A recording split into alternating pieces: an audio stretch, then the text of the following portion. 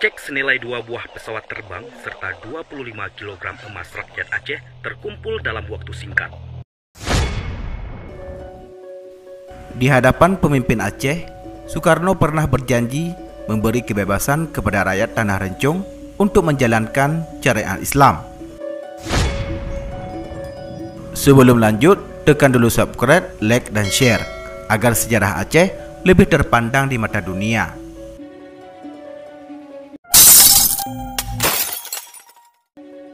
Sebagai upaya untuk memperkuat perlawanan terhadap Belanda, pada Juni 1948, Presiden Soekarno melakukan muhibah ke Aceh.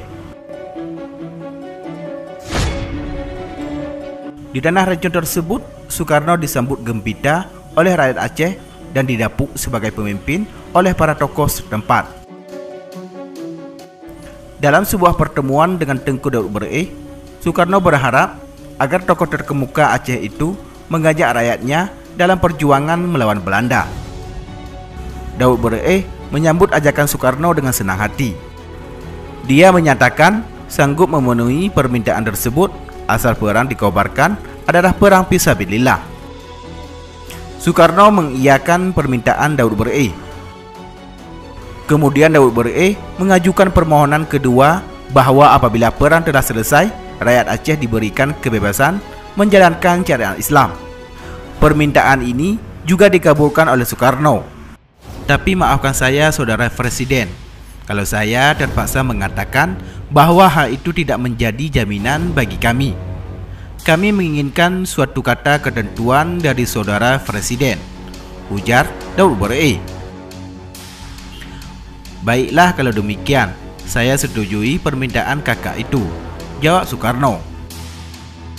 Alhamdulillah, atas nama rakyat Aceh, saya mengucapkan terima kasih banyak atas kebaikan Saudara Presiden.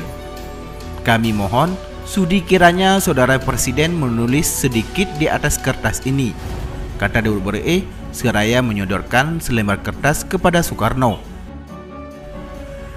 Alih-alih menyambut kertas itu, Soekarno malah terisak-isak dan lantas berkata pelan, "Kakak, kalau begitu tidak ada gunanya aku menjadi presiden kalau tidak dipercaya." Bukan kami tidak percaya, Saudara Presiden, akan tetapi hanya sekedar menjadi tanda yang akan kami perlihatkan kepada rakyat Aceh yang akan kami ajak berperang, jawab Daud Bereh. Seraya menyeka air matanya, Soekarno berkata, "Wallah, billah, kepada rakyat Aceh nanti akan diberi hak untuk menyusun rumah tangganya sendiri sesuai dengan syariat Islam. Dan wallah, saya akan mempergunakan pengaruh saya agar rakyat Aceh benar-benar nanti dapat melaksanakan syariat Islam di daerahnya." Nah, apakah kakak masih ragu-ragu juga? Saya tidak ragu lagi, Saudara Presiden. Sekali lagi, atas nama rakyat Aceh, saya mengucapkan banyak terima kasih atas kebaikan hati Saudara Presiden, ujar Daud Bereh. Mendengar janji tersebut, tokoh-tokoh Aceh semakin mempercayai Soekarno. Soekarno dipersilahkan menyebutkan kebutuhan urgen dari pemerintah. Alangkah baiknya jika Indonesia mempunyai kapal udara untuk membuat pertahanan negara dan mempererat hubungan antara pulau dan pulau, kata Soekarno. Lantas, rakyat Aceh merogoh saku dan mencopot perhiasan yang ada di tubuh mereka.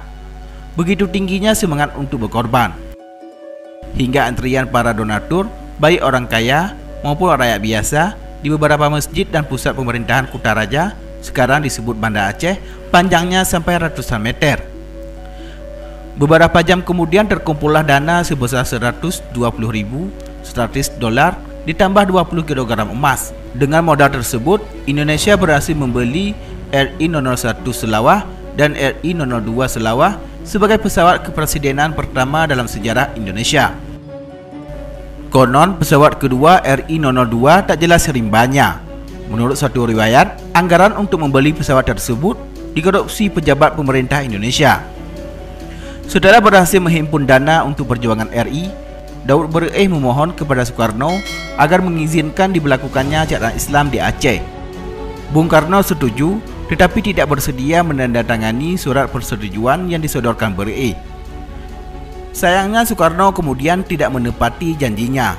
Demi alasan persatuan, dia menolak pemberlakuan syariat Islam di wilayah manapun di Indonesia.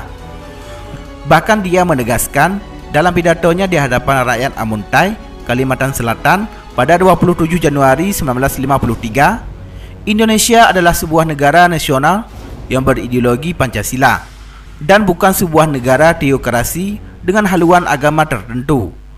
Demikian dikutip Mimbar Penerangan tahun 4 nomor 2 Februari 1953. Akibatnya Aceh mengalami resistensi dan sebagai bentuk pertanggungjawaban politik pada September 1953, Daud Bereh memutuskan masuk hutan dan bergabung dengan DITII.